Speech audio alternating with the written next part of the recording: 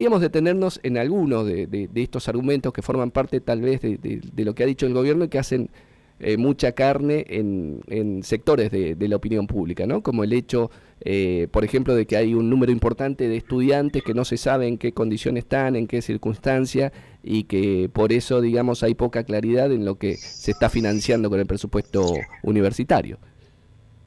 Sí, en realidad todas estas cosas que han salido estos últimos días tuvieron como principal objetivo desprestigiar a la Universidad Pública Argentina. ¿Sí? En este caso particular, los datos los tiene el gobierno. Desde el año 2016 tenemos al sistema de información de estudiantes nominalizado, es decir, existe y tienen disponibilidad las listas en sistema con nombre, apellido y DNI de todos los estudiantes, con lo cual es posible hacer un análisis de trayectoria de los estudiantes. Desde ya te digo que no hay estudiantes fantasmas, todos los estudiantes que están son los que se inscriben un año y luego al año siguiente el mismo sistema verifica si se reinscriben o si se quedaron en el camino. O sea que ese dato se lo puede tener perfectamente.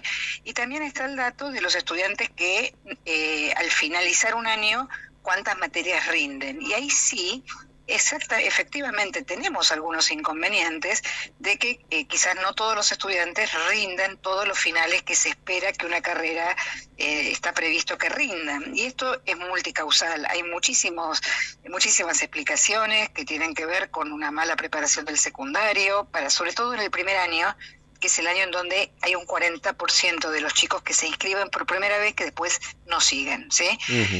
Pero esto es todo bastante transparente, es público y los datos los tiene el gobierno.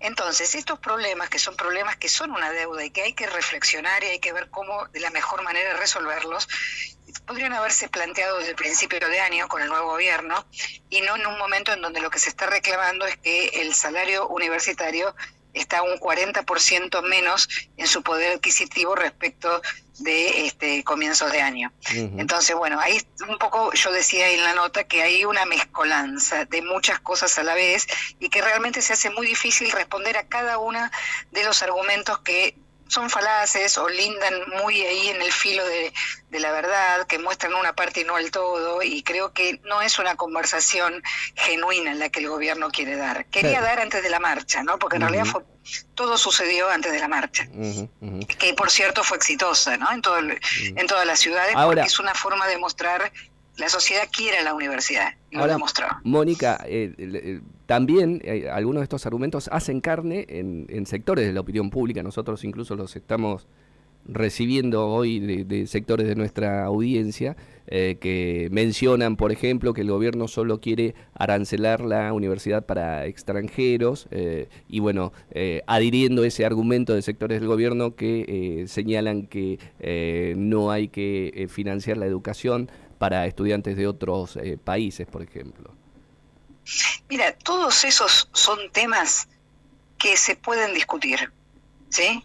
Si el gobierno planteara un plan, una agenda de discusión, el sistema universitario está dispuesto a sentarse a discutir cada uno viendo los pros y los contras. Yo podría hablar media hora sobre por qué hay argumentos a favor de eso y hay dificultades.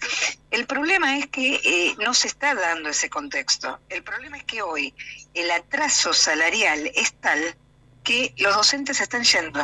Los equipos de investigación que han costado décadas construir, ¿sí? Porque esto implica formar a jóvenes que después se hacen más grandes y forman a otros, relaciones internacionales, proyectos de investigación se están desmantelando.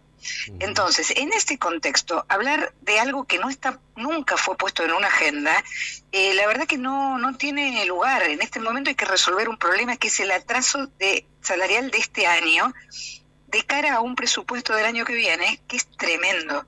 Entonces, si al menos no se equipara algo el salario docente de este año, el año que viene arrancamos ya muy por abajo y los problemas se van a ir agravando cada vez más. Hay universidades que están manifestando que sus docentes se están yendo o al sector privado, a la industria, o al sector privado de universidades o al exterior, porque nuestro capital humano es invalorable.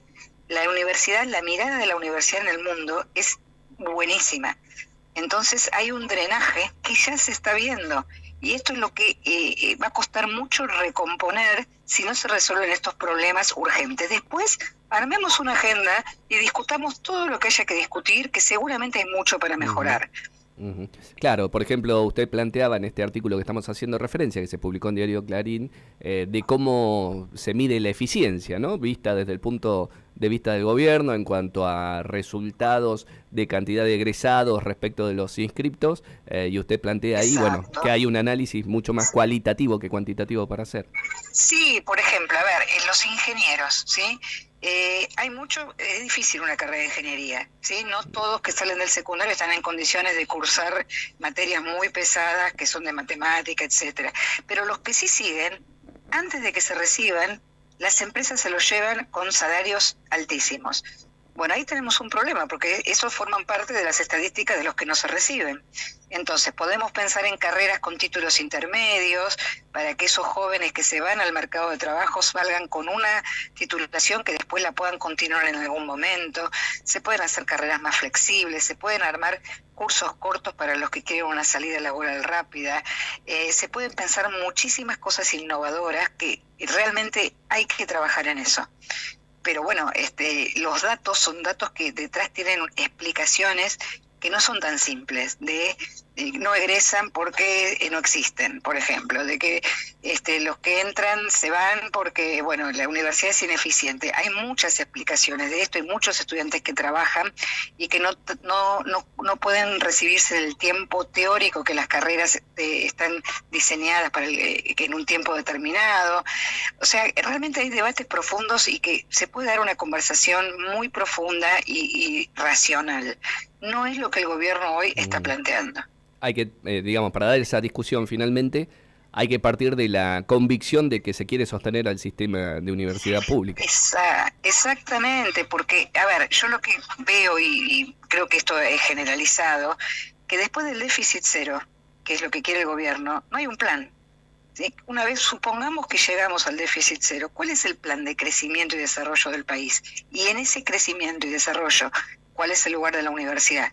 Realmente podrían darse un lugar estratégico, porque si hoy es el mismo Milei el que se junta con Elon Musk, el que se junta con el presidente de Google, y si arma acuerdos con ellos, ¿con qué capital humano va a cubrir las necesidades de esos acuerdos si desmantelamos la universidad? O sea, hay un rol estratégico que la universidad puede cubrir, a la vez que puede ir mejorando cada vez más, pero eso no se lo ve, no hay un plan de desarrollo, no hay un día después del déficit cero, lo cual nos hace pensar que en realidad detrás de esto hay mucho de prejuicio, mucho de ideología, mucho de embate con un sector que tradicionalmente fue reacio desde el principio al gobierno de Milei, cuando en realidad no todo es lo mismo, hay mucha pluralidad, hay mucho para discutir y en realidad todos tenemos que trabajar por un país desarrollado, en crecimiento, que nos alberga a todos. Y esta es un poco la conversación que nos está dando. Doctora, ha sido muy clara, le agradezco estos minutos, la gentileza de atendernos y será, espero, hasta una próxima oportunidad. Bueno, muchísimas gracias, nos vemos. Hasta luego. Allí escuchamos a Mónica Marquín.